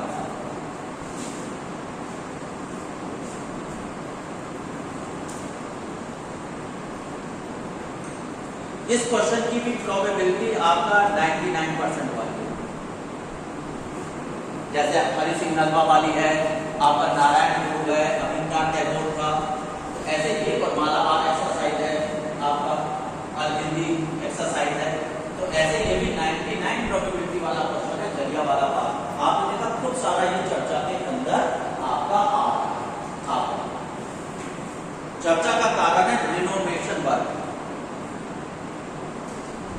रिनोवेशन वर्क है जिसको कि हमने जो नया इसके अंदर हमने रिनोवेशन किया, जिसका कि उद्घाटन वर्चुअली किया था प्राइम मिनिस्टर ने 28 अगस्त 2021 को। 28 अगस्त 2021 को उन्होंने किया था, तो इसी वजह से ये बहुत ज्यादा आपका चर्चा में रहा। सबसे पहले इसको 13 अप्रैल 1961 में उस समय के प्रेसिडेंट राजेंद्र प्रसाद ने इसको खोला था, ओपन किया था। ये क्या था? बंद था। इसको हमने आजादी की बात क्या रखा था? क्लोज कर रखा था। तो इसको खोलने वाले बहुत अच्छा क्वेश्चन आपके लिए एमसीक्यू क्या बन गया कि जो जलियांवाला बाग जो है इसको पब्लिक के लिए ओपन किसने करा था? आपका इसको करा था प्रेसिडेंट राजेंद्र प्रसाद ने 13 अप्रैल 1961 में आया था। इसके बाद क्या हुआ कि एक ट्रस्ट बनाया गया था आपका 1 मई 1951 में Jallianwala Bagh national memorial trust. इस ट्रस्ट का जो चेयरमैन होता है वो होता है प्राइम मिनिस्टर। इस ट्रस्ट का जो चेयरमैन होता है वो आपका होता है प्राइम मिनिस्टर होता है। ये अच्छा क्वेश्चन है कि Jallianwala Bagh national memorial trust का जो चेयरमैन होता है वो कौन होता है? आपका प्राइम मिनिस्टर होता है। यूनियन मिनिस्टर आपके जो कल्चर होते हैं वो होते हैं लीडर ऑफ द अपोजिशन जो होता है वो भी जो लोकसभा में, और पंजाब के ये वाला खत्म कर दिया है नरेंद्र मोदी ने, इन्हें हटा दिया। कांग्रेस का अध्यक्ष, कांग्रेस के अध्यक्ष को हटा दिया आपका। तो विपक्ष का नेता होगा इसके अंदर, ट्रस्ट के अंदर जो आपका सांस्कृतिक मंत्री है, सांस्कृतिक मंत्री इसके सदस्य होंगे आपका प्राइम मिनिस्टर इसका चेयरपर्सन होगा, आपका पंजाब के मुख्यमंत्री और पंजाब के राज्यपाल जो होंगे वो आपके इसके ट्रस्ट हो सकते हैं। तो बहुत अच्छा जो क्वेश्चन यूपीएससी लेवल पे बन रहा है कि जो जलियांवाला बाग का ट्रस्ट बनाया गया है मेमोरियल ट्रस्ट, उसमें कौन है, उसका कंपोजिशन क्या है, उसका संगठन आपका क्या है। दूसरा अच्छा क्वेश्चन बन गया कि इसको सबसे पहले जितना आपका ओपन किसने किया था? आपका 13 अप्रैल 1971 राजेंद्र प्रसाद ने किया था। इसमें जो कुछ बातें करी गई हैं, गुरु नानक देव की मूर्ति लगाई गई है, आपका बंदा बहादुर की मूर्ति लगाई गई है, महाराजा रणजीत सिंह की मूर्ति लगाई गई है आपका, और जो शहीदी कुआं है जिसको शहीदी कुआं कहते हैं, जिसके अंदर आप अपनी जान बचाने के लिए उस कुएं में लोग कूदे थे, उसको अब ग्लास से भर दिया गया था, यानी कि अब आप उसको आकर देख वगैरह नहीं सकते, तो उसको भी अच्छे तरीके से डेकोरेट आपका करते रहे। तो अच्छा क्वेश्चन ये आ रहा है कि किसकी मूर्ति नहीं है?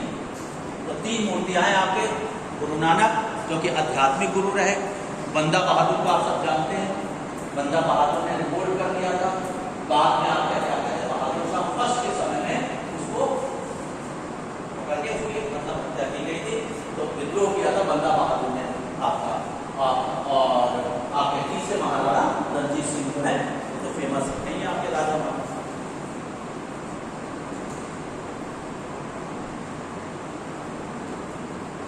हरिकेन ईडा, हरिकेन ईडा जो था अमेरिका के लुइसियाना के अंदर आया, ये आता है मुख्यतः मैक्सिको की खाड़ी में या कैरेबियन सागर में। कहाँ आता है आपका ये?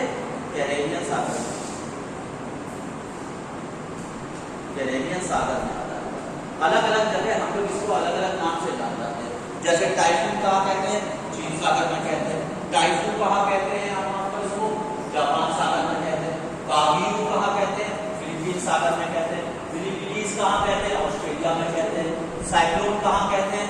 आपके हिंद महासागर में कहते हैं। हरिकेन कहाँ कहते हैं? आपके कैरेबियन सी में कहते हैं। टॉर्नेडो कहाँ कहते हैं? आपके मैक्सिको की खाड़ी में कहते हैं। तो इस तरीके से मैजिक में भी आपका आ सकता है। एक तरफ आपको ये सारे दे देंगे, जैसे बागियो आपका कहाँ हो गया? फिलीपींस, आपका टाइफून चीन सागर, टाइफून जापान सागर, बिलीबिलीज Australia, hurricane Caribbean, tornado Gulf of Mexico, इस तरीके से आ सकता है। दूसरा यहाँ पर आपको नाम क्या करना है, जैसे ये नाम दिए गए ईडा, अब इसको हमने क्या कर दिया है, इनको नए नाम देने लगे आपका। तो ये ध्यान रखना है कि पिछले 6-8 महीने में कहाँ कहाँ कौन से चक्रवात आए हैं, ठीक है, तो उन चक्रवात का नाम किस एरिया में आए, और अगर भारत में आए हैं, भारत के आसपास आए हैं, यानी कि भारत सागर में या बंगाल की खाड़ी में, तो यहाँ पर कौन से, जैसे बंगाल की खाड़ी में कौन कौन नाम रखता है? जैसे भारत नाम रखता है, श्रीलंका नाम रखता है, बांग्लादेश नाम रखता है, आपका म्यांमार नाम रखते हैं। तो अगर बंगाल की खाड़ी वाला कोई साइक्लोन आपने देखा है पेपर में के लिए इम्पोर्टेंट है, उसका आपको मीनिंग भी याद करना है कि उसका मीनिंग क्या है, जो नाम रखा है उसका मीनिंग क्या है। बंगाल की खाड़ी या अरब सागर में कोई अगर आया है, आपने उसको नोट किया है, तो आप उसको गूगल पे सर्च कर लें कि इसका शाब्दिक अर्थ क्या है, और ये नाम दिया किस देश ने, ये नाम किस देश ने दिया है। ये क्वेश्चन भी आपके लिए इंपॉर्टेंट रहेगा, तो आप अपना थोड़ा सा इसको देख सकते हैं।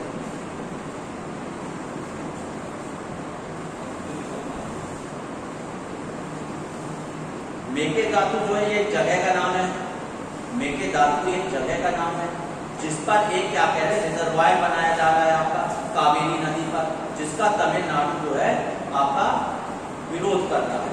तमिलनाडु विरोध कर रहा है कि इसका जो उपयोग किया जा रहा है वो पेयजल के लिए और जल विद्युत के लिए किया जा रहा है।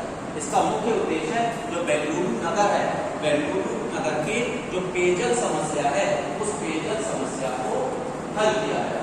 लेकिन तमिलनाडु तमिलनाडु कह रहा है कि अगर आप ये रिजर्वायर बनाएंगे तो हमारे यहाँ पानी की समस्या होगी, इसलिए ये रिजर्वायर नहीं बनाइए आप, ये रिजर्वायर आप नहीं बनाए। तो मेकादातु जो है रिजर्वायर वो किस नदी पर हो गया? कावेरी। कौन सा राज्य बना रहा है? कर्नाटक। क्यों बना रहा है?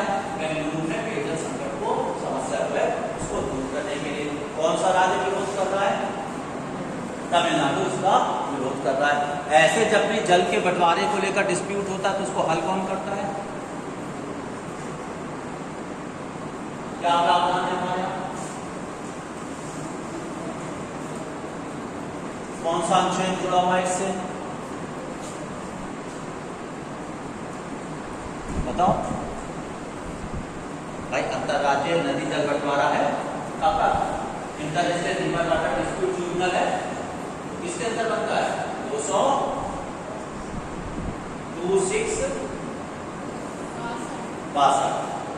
में आपका इसका प्रावधान दिया है। और इसके अंदर भी अभी नरेंद्र मोदी गवर्नमेंट ने इसको कंपोजिशन को बदला है आपका। तो थोड़ा सा आपने क्या देखना है कि अब केवल एक ही है और इसको टाइम बाउंड भी किया गया है, एक समय सीमा में बंद कर दिया गया है कि इतने दिन के अंदर आपको रिपोर्ट देनी है। रिपोर्ट आने के बाद जब आप संतुष्ट नहीं है तभी आप सुप्रीम कोर्ट जा सकते हैं, इससे पहले नदी जल बंटवारा में आप सुप्रीम कोर्ट नहीं जा सकते। तो आर्टिकल जो 262 है वो कैसा फीचर है हमारा? फेडरल फीचर को बताता है, संघीय ढांचे को बताता है। इस टाइप के क्वेश्चन आपके पेपर में बहुत मुश्किल है।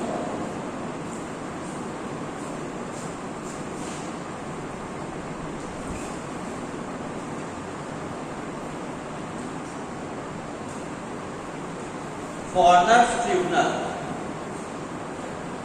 फॉरेनर्स ट्रिब्यूनल ये जो है आपका क्या कहते हैं, इसको जो बनाया गया था फॉरेनर्स ट्रिब्यूनल ऑर्डर 1964 और फॉरेनर्स एक्ट 1946, इसके अंदर कहा गया है आपका कि जो हमारे जब हमारा नॉर्थ ईस्ट के अंदर एक बहुत बड़ा इशू रहता है, आपका जो पॉलिटिकल साइंस जब आपने पढ़ी होगी तो लाइन ऑफ परमिट वगैरह आप लोगों ने पढ़ा होगा, है ना? तो इस चैप्टर को इस बार बहुत अच्छे तरीके से आप लोग पढ़ लेंगे। रीजन आपने देखा दो बातें हुई हैं, वहां पर इस समय बहुत ज्यादा डिस्प्यूट्स चल रहे हैं और जैसे एक तो बॉर्डर को लेकर डिस्प्यूट चल रहा है, तो वहां के लिए हमको एक स्पेशल परमिट लेना होता है जब हम वहां जाते हैं। अगर हम बाहर के हैं, अगर हम असम के नहीं है या हम मेघालय के नहीं है या हम अरुणाचल प्रदेश के नहीं है, हम मणिपुर के नहीं है, तो हमको वहां जाने को प्रवेश करने के लिए हमको ऑलरेडी एक परमिट को लेना पड़ता है। और वो परमिट वगैरह जो किस से बना है? फॉरेनर्स एक्ट 1946 और फॉरेनर ट्रिब्यूनल ऑर्डर 1964 का है। तो इसमें समस्या अभी जो आई थी तो वो जो आपका जो पुलिस थी, तो जो गोरखा जो थे, तो गोरखा को लेकर हमारे यहाँ पर केसेस रजिस्टर्ड किए गए कि भाई आप यहाँ के नहीं हैं। तो असम सरकार ने अभी एक आदेश देकर कहा है कि ये भाई गोरखा जो है उन गोरखा को आप परमिशन दे दीजिए आने। तो इसलिए ये जो था आपका फॉरेन ट्रिब्यूनल जो है एक्ट आपका वो इम्पोर्टेंट था। अब कौन इसके अंदर वकील होगा? पहली शर्त हो गई भाई 35 साल, ये लाइन बहुत इंपॉर्टेंट होती है यूपीएससी के लिए। यूपीएससी के लिए बहुत लाइन इंपॉर्टेंट होती है क्योंकि जैसे फॉरेनर्स ट्रिब्यूनल है तो दिमाग में हमारे पिक्चर क्या आ रही है कि भारत से बाहर के लोग जब आ रहे हैं उनके लिए बना हुआ है, नाम से तो वही आ रहा है ना, जबकि ऐसा नहीं है। ये है कहाँ? नॉर्थ ईस्ट के लिए, किसके लिए? North east. अब ये जो आपका ट्रिब्यूनल है, अब ट्रिब्यूनल जैसे अभी मैंने कहा रिवर वाटर डिस्प्यूट ट्रिब्यूनल आपका, आपने देखा डायरेक्ट टैक्स ट्रिब्यूनल, हमारे संविधान के अंदर प्रावधान भी है कि हम ट्रिब्यूनल बना सकते हैं। और सबसे फेमस ट्रिब्यूनल कौन सा है? कैट। आप लोगों का जिसकी आप लोग तैयारी कर रहे हो, सिविल सर्विसेज आपका जो है किस आर्टिकल में है? हाँ, तो ऐसे आप जैसे ये जो अब इसका भी पूरा कंपोजिशन को ध्यान में रख के चलिए, इसका भी आप कंपोजिशन को ध्यान में रखिए।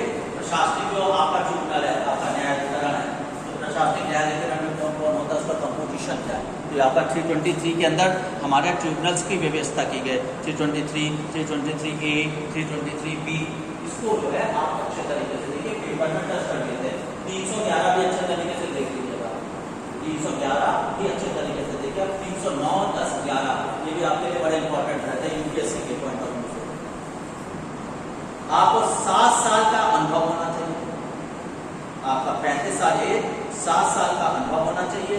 आपको क्या होना चाहिए, या आपके पास रिटायर्ड जुडिशियल ऑफिसर्स होने चाहिए असम जुडिशियल सर्विसेज से। जैसे आपने आया ना पीसीएसजे होता है, जैसे अपने उत्तर प्रदेश में पीसीएसजे होता है, ऐसे वहां पर है असम जुडिशियल सर्विसेज है। आपका रिटायर्ड आईएएस होना चाहिए, वो भी असम के कैडर से वहां का होना चाहिए। आपका सेक्रेटरी से या एडिशनल सेक्रेटरी से नीचे लेवल का नहीं होना चाहिए। तो ये पॉइंट आपके लिए बहुत इंपॉर्टेंट है, इसको बहुत अच्छे तरीके से रखिएगा। और किसको राइट है, मिनिस्ट्री ऑफ होम अफेयर्स जो है उसको राइट है कि वो फॉरेन ट्रिब्यूनल ऑर्डर 1964 जो है इसके अंदर अमेंडमेंट करे। तो संशोधन का अधिकार किसके पास है, तो संशोधन का अधिकार किसके पास है, फॉरेन ट्रिब्यूनल का आपके गृह मंत्रालय के पास है।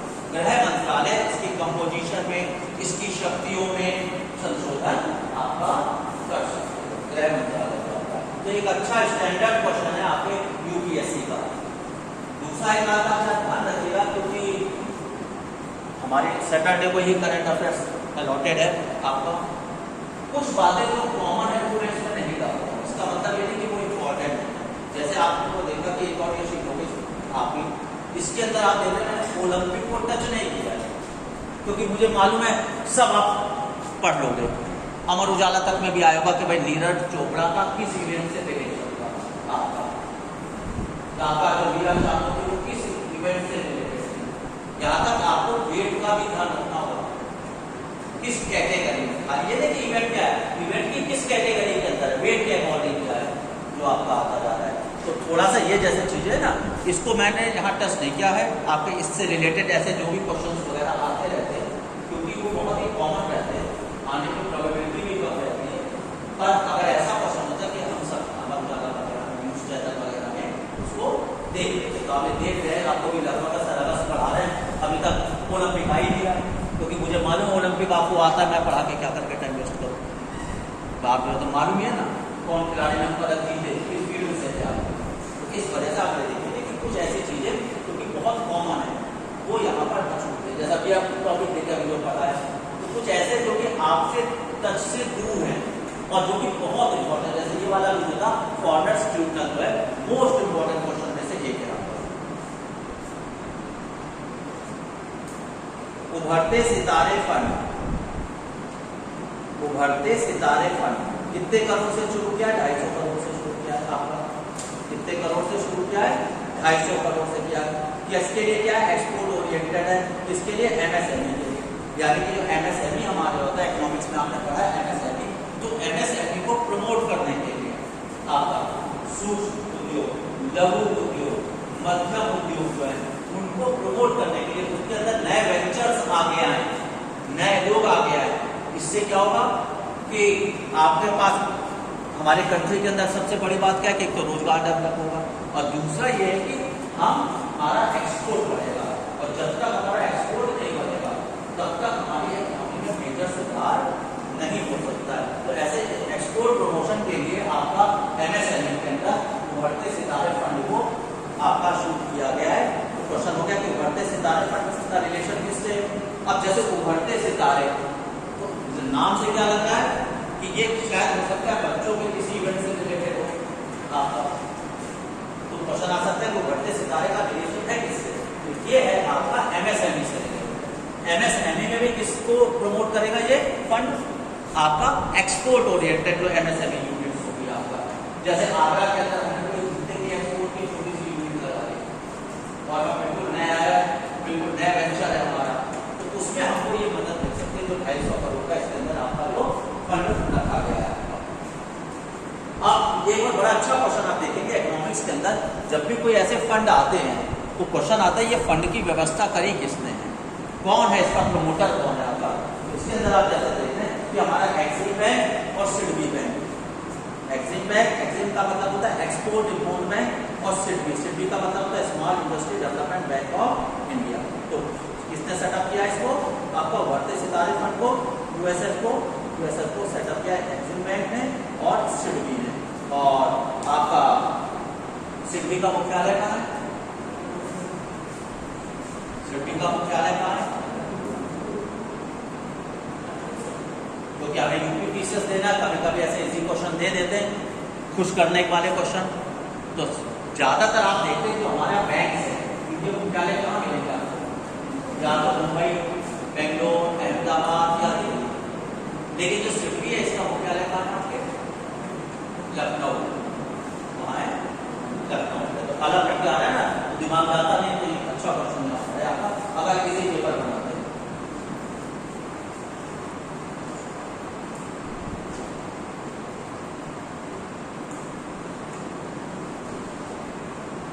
अब जो ड्रोन रूल है, जैसे इस समय आपका चल रहा है भारत के अंदर ड्रोन को बहुत ज्यादा आपका उपयोग बढ़ता जा रहा है। आप सबने भी देखा होगा कि आजकल हम जो मैरिजेस वगैरह होती हैं उसके अंदर से भी ड्रोन से ही हम क्या करते हैं, वीडियोग्राफी वगैरह करवाते हैं। तो पहले बड़े रिजिड, अच्छा इसके साथ है भी कई बार आपने जैसे आगरा में रहते तो आपने देखा है कि कई बार कोई ड्रोन जो है वो ताजमहल के आसपास आ गया आपका, तो बड़े रिजिड क्योंकि इसका एक नेगेटिव पहलू ये कि अगर कहीं ये टेररिस्ट वगैरह के हो तो वो उससे क्या करते हैं, जैसा कि आपने देखा था कश्मीर के अंदर कि ड्रोन्स ने क्या करे, हथियार वगैरह को भी ड्रॉप किया। तो इसके लिए रूल्स जो थे, रेगुलेशंस, बड़े स्ट्रिक्ट रूल्स एंड रेगुलेशन थे आपके। लेकिन अभी जो गवर्नमेंट है, उस गवर्नमेंट ने, सेंट्रल गवर्नमेंट ने ड्रोन रूल 2021 के अंदर इसको थोड़ा सा इजी किया है, इसका वो थोड़ा सा उदार बनाया है आपका। और खासतौर से जैसे सबसे बड़ी बात आ गया कि जैसे अभी तक जो परमिशन में जो रिलैक्सेशन दे दिया है, तो अब क्या करते हैं, कोई परमिशन की जरूरत नहीं है कि अगर ग्रीन जोन में 400 फीट तक आप उसको उड़ा रहे हैं आपका, और आपका आप 200 फीट तक आप उड़ा सकते हैं 8 से 12 किलोमीटर आपके एयरपोर्ट पेरीमीटर से। जैसे हमारा खेलिया है, तो खेलिया से हम 800 से लेकर 1200 मीटर तक के बीच में हम ड्रोन को उड़ा सकते हैं, लेकिन 200 मीटर से ज्यादा हाइट पर नहीं उड़ाएंगे। 200 मीटर से ज्यादा हाइट पर नहीं उड़ाएंगे हम खेलिया से आपका 8 से 12 किलोमीटर तक, 8 से 12 किलोमीटर तक तो लगभग आ ही नहीं सकता अगर हम बात करें, क्योंकि अगर आगरा का हम बात करेंगे तो 12 किलोमीटर में लगभग आगरा एक छोर से लगभग खत्म ही हो जाता है, और 8 से 12 के बाद हम 400 मीटर तक उड़ा सकते हैं। तो यहाँ पर एक इसको रिलैक्सेशन हमको दे दिया गया है, इसकी हाइट और उसके आधार पर। इसी तरीके से आ गया एक जो सबसे बड़ा छूट जहाँ पर दी गई है, वो छूट दी गई आपकी ये वाली कि अब जो विदेशी कंपनियों के जो ड्रोन्स हैं उनके या किसी भी तरीके का कोई रिस्ट्रिक्शंस नहीं है। विदेशी कंपनियां जो है वो भी भारत में अपने ड्रोन को इंट्रोड्यूस आपका कर सकते हैं। बस लेकिन ध्यान रखना है कि जितने हमारे एयरपोर्ट हैं या हमारे जो सिक्योरिटी पॉइंट ऑफ व्यू से जो हमारे सेंसिटिव जोन्स हैं, उन सेंसिटिव जोन्स के अंदर हमने कहा है कि 8 से 12 किलोमीटर दूर पे आप 200 फुट की ऊंचाई तक आप उसको उड़ा सकते हो। बाकी जैसा लगेगा शादी वगैरह के अंदर तो मुश्किल से 30 फुट 35 फुट पर चलता है, तो उसके लिए हमको परमिशन लेनी पड़ती है। अगर हमने उसमें नहीं लिया परमिशन तो पुलिस हमारे केस में एक्शन भी ले सकती है। बाकी सारे थोड़े से पॉइंट्स आप लोग और पढ़ लीजिएगा इसमें, पर ये 2 पॉइंट्स होते हैं ये सबसे ज्यादा आपके इंपॉर्टेंट है। ये आपका यूपी पर जिसको परीक्षा देनी है उसके लिए बहुत इंपॉर्टेंट क्वेश्चन आपकी जनसंख्या नीति के अंतर्गत जो अब जो बच्चों की नीति योगी आदित्यनाथ सरकार ने उसकी घोषणा की, तो यूपी टीचर्स के लिए और यूपीएससी में भी आ सकती है, क्योंकि पहला स्टेट आपका बना है। तो आपका इसके अंदर ऐसा कहा जाता है कि 8000 के करीब सजेशन माने उत्तर प्रदेश सरकार ने इसको लोगों से लिया था, और उसके बाद Uttar Pradesh population control stabilisation and welfare bill 2021 को उन्होंने अपना ड्राफ्ट करके इसको पास किया था। इसका मुख्य उद्देश्य जो है वो उद्देश्य याद आ रहा है कि अगर हमें जनसंख्या नीति को कंट्रोल करना और जो इस नीति का पालन करता है तो उसके लिए रिवार्ड भी देना, उसको पुरस्कृत भी करना, जो आपका नीति है। तो इस नीति को भी आप जो है इसको पढ़ सकते हैं, किस तरीके से उसको हम वेलफेयर स्कीम्स के अंदर ज्यादा बेनिफिट देंगे। जैसे इस समय के अंदर ये जैसे चल रहा है, अगर किसी की 1 गर्ल चाइल्ड है, चलिए अगर किसी परिवार में केवल एक ही बेटी है तो कोई बेटा नहीं है, तो हमारा शिक्षा जो उसके लिए बिल्कुल फ्री है। आप IIT में भी चले जाएंगे तो वहाँ पर भी फीस में कंसेशन है आपका। आप MBA करेंगे तो वहाँ पर भी फीस में कंसेशन है। एडमिशन में आपका मेरिट कम है तो मेरिट में भी आपको उसमें रिजर्वेशन दिया गया है, तो केवल एक लड़की होने पर। ऐसे इसके अंदर उन्होंने जितनी भी वेलफेयर स्कीम्स हैं, तो जिनके 2 बच्चे होंगे। अच्छा, ये बात जैसे बड़ा कंफ्यूजन क्रिएट किया जा रहा है, आप लोगों ने आर्टिकल 20 पढ़ा हुआ है। आर्टिकल 20 सब क्लॉज 1 के अंदर आपने हमारे कॉन्स्टिट्यूशन ने एक बात बड़ी अच्छी कही है कि जब से कानून बनेगा तब से होगा, पीछे और वाला कोई बात प्रभावित नहीं होती है। भूतलक्षी प्रभाव पड़ा है, कौन सा अनुच्छेद है भूतलक्षी प्रभाव से?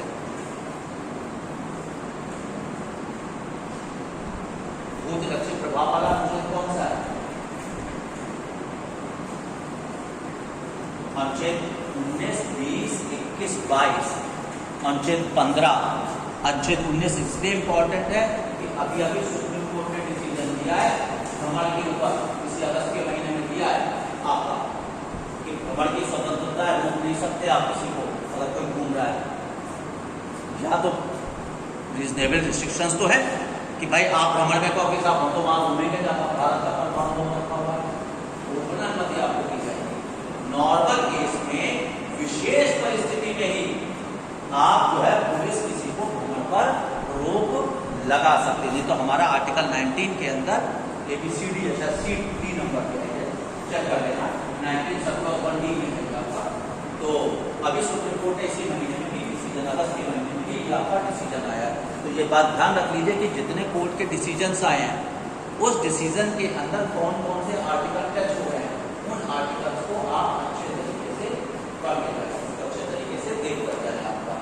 तो 2 नेशन चाइल्ड के अंदर उन्होंने कहा कि वेलफेयर स्कीम्स जो है उसको तो ध्यान देना ही देना है। साथ ही साथ हमारे कंट्री के अंदर बहुत सारी समस्याएं हैं, जिसमें मॉर्टिलिटी रेट की समस्या है हमारे अंदर, फर्टिलिटी रेट को हमें घटाना है। तो जैसे आपका लिखा है पहला पॉइंट, ये इस तरीके के डाटा बेस क्वेश्चन आ सकते हैं आपका कि जो फर्टिलिटी रेट है वो 2.7 है, उसको हमें घटाकर करना है 2.1 2026 तक करना है, और 2030 तक हमको 1.7 कर देना है।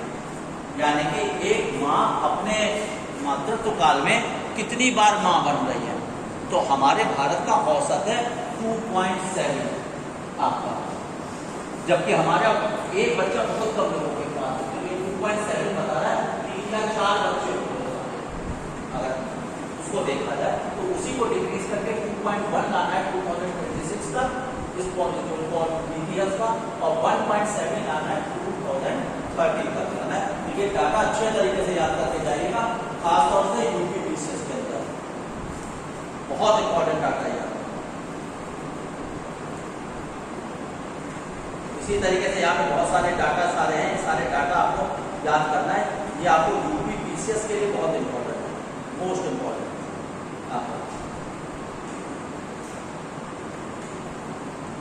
ऐसे पीएम दक्ष योजना, जैसे यहाँ पर भी अब आप देख रहे हैं कि मैंने योजनाओं को यहाँ पर भी शामिल कर दिया है। जितनी योजना है लगभग मैं आपको अभी एक शीट आपकी और क्लास करती तो अच्छी बात है, अगर इनकेस नहीं करती है करंट अफेयर्स की कोई क्लास, तो भी मैं शीट बना के सर को दे दूँगा, वो आपका अपलोड कर देंगे, उससे आप लोग पढ़ते चले जाएंगे। तो आप कंपाइल करोगे, ये भी मैंने भी कंपाइल किया है ना, लिखा तो भी ना है, मैंने भी 10 लोगों से लेके एक करके बना दिया आप लोगों के।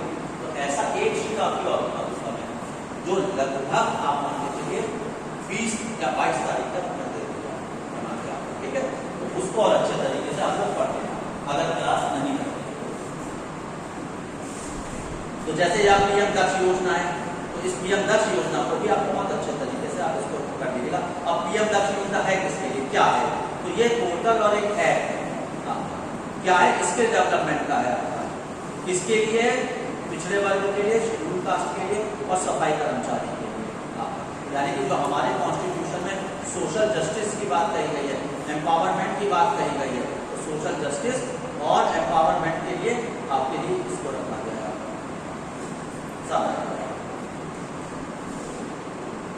कौन कौन इसके लिए एलिजिबल होंगे आपका, तो आगे मार्जिनलाइज पर्सन है, SC, OBC, इकोनॉमिकल, ये भी इसके अंदर डाल दिया है, इकोनॉमिकल बैकवर्ड क्लास को भी डाल दिया गया इसके अंदर।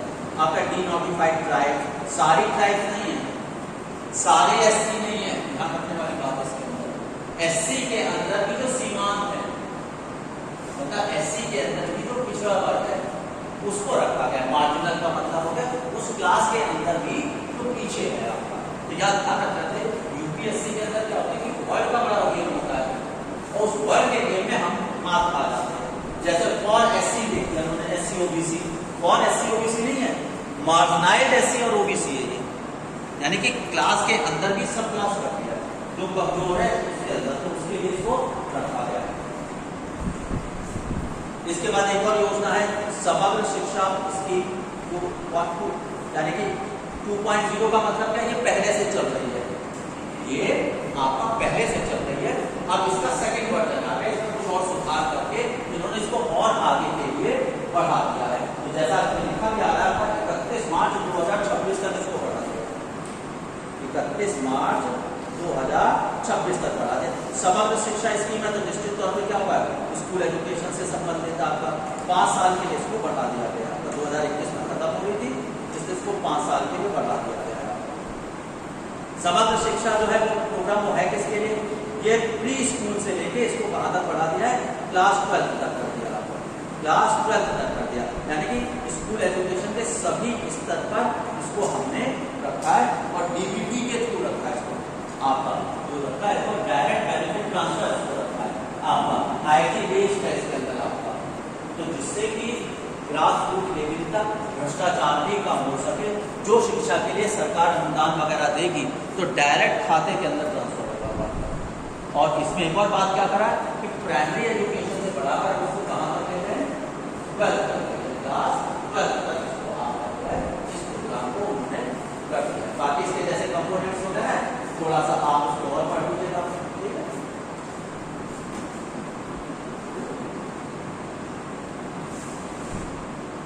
एक जैसे निपुण भारत, ये क्या है निपुण भारत, तो ये है आपका लिटरेसी रेट को बढ़ाने के लिए आपका, और इसके अंदर कितना दिया, 500 रुपये प्रति बच्चे को दिया जा रहा है आपका, और 150 रुपये पर बच्चे को आपका टीचर्स के लिए दिया जा रहा है।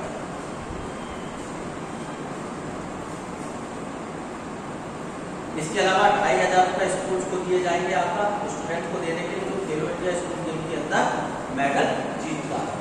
अगर कोई मेडल इसके अंदर जीतता है आपका तो उसके लिए आप क्या क्या कहते हैं, हम प्रावधान रखा गया 25,000 रुपये स्कूल के लिए दिए गए कि जो 2 स्टूडेंट्स हैं जो भी मेडल जीत के लाते हैं खेलो इंडिया कार्यक्रम के अंतर्गत, तो उनको पुरस्कृत करने के लिए अर्थात आप पढ़ाई के साथ साथ खेलों को भी प्रमोशन दिया जा रहा है खेलो इंडिया कार्यक्रम के अंतर्गत। तो अगर बच्चे पदक जीत के ला रहे हैं तो उनको स्कूल के अंदर पुरस्कृत करें। तो कई बार जैसे स्कूल में हमारे पास खासतौर पर जो गवर्नमेंट के स्कूल में फंड की दिक्कत होती है, तो इसीलिए इसके अंदर हमने 25,000 रुपये का फंड का भी इसके अंदर हमने जो है आपकी व्यवस्था कर दी। इसके बाद आपको मालूम है भारत इस समय आपका यूएन सिक्योरिटी जो काउंसिल है उसका अध्यक्ष है आपका, ये भारत का 10वां है, 10वीं बार भारत बना है आपका, ये आपका 10वीं बार भारत जो है बना है। और भारत जो है वो नॉन परमानेंट है आपका मेंबर है इसका आपका जो अल्फाबेटिक लेटर्स होते हैं उसके आधार पर इसके जो है आपके अध्यक्ष जो है वो बनते रहते हैं। अब क्योंकि भारत जो है यहाँ पर आपका सिक्योरिटी काउंसिल का अध्यक्ष बना है, इसलिए आपको जो सिक्योरिटी काउंसिल है उस सिक्योरिटी काउंसिल का आपको बहुत अच्छे तरीके से पढ़ना है। खासतौर से कौन सा विवाद आपको पढ़ना है, इसकी 15 जो मेंबरशिप है आपको, और जो 5 परमानेंट है, तो एक विवाद ये चलता है कि इसका जो 5 परमानेंट है इस संख्या को बढ़ाया जाए। तो इसमें 2 ब्लॉक्स है आपका, एक ब्लॉक में जैसे इंडिया है, जापान है, भारत है आपका, तो इस तरीके से ये कौन कौन से ब्लॉक है, जैसे G4 ब्लॉक मैंने आपको बताया, ठीक है। तो इस तरीके के कौन कौन से ब्लॉक्स है, एक ब्लॉक को विवाद करता है कि आना चाहिए, दूसरा ब्लॉक कह रहा है कि नहीं सब भारत को नहीं आने देना चाहिए।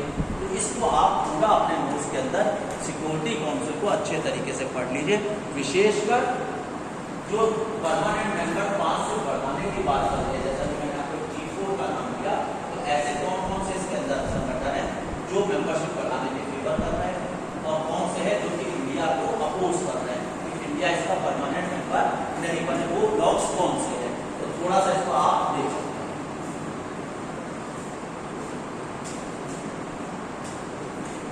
बाद आ गया आपका ऑपरेशन टाइम हो गया। चलिए तो इसके आगे आप देखिएगा जैसे ऑपरेशन गति शक्ति है, अभी भी बहुत कुछ बचा हुआ है, इन सबको आप देखिएगा। यदि फेल हो गया है हमारा पूरा आगे का आप देखिएगा क्योंकि 12:30 हो चुके हैं।